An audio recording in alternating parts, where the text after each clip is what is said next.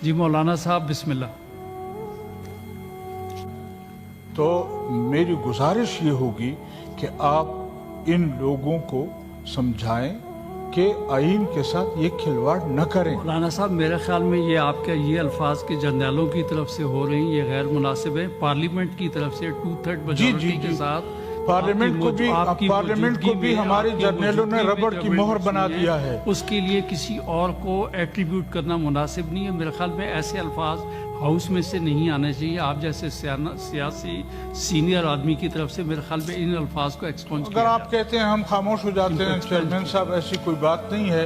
लेकिन अगर आप ये कहें कि इस आइन के रूह से अब हमें जर्नैलों का साथ देना होगा, हमें जर्नैलों की बात माननी होगी, ये अगर आप कहें ये आंखें बंद करने वाली बातें हैं कि हम आंखें बंद कर लें और ये कहें कि नहीं ये तो पार्लियामेंट का पास किया हुआ है। हमें पता है कि किस तरह पास कराया गया है।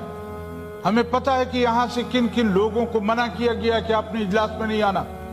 हमें पता है कि किस तरह तुमने पार्लियामेंट के मेंबरान को एक तरफ करके यहां पर इस आइन को पास कराने की कोशिश की जा रही है। अजीब बात है।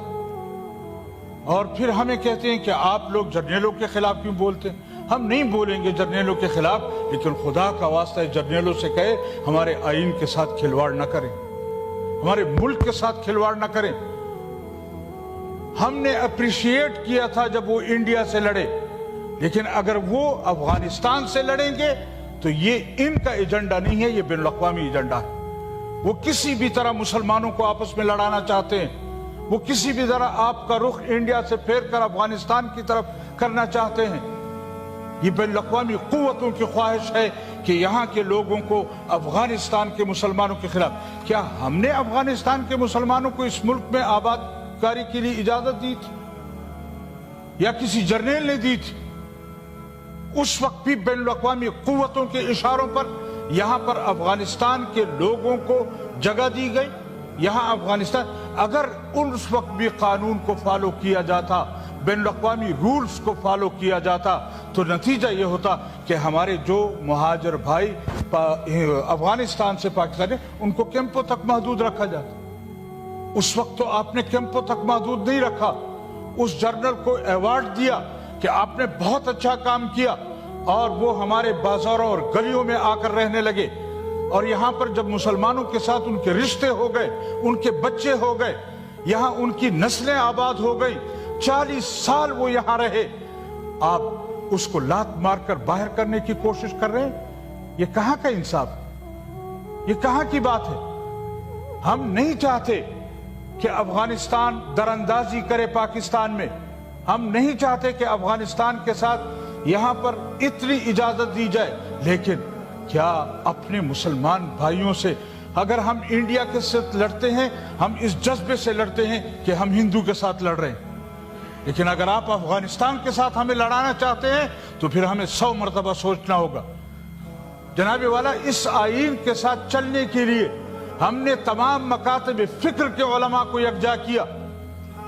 इस आइन के तहफ़्फ़ुज़ के लिए हमने पाकिस्तान के तहफ़्फ़ुज़ के लिए इस धरती पर मौजूद तमाम उलमाए किराम को जमा किया और इस आइन का हमने साथ दिया।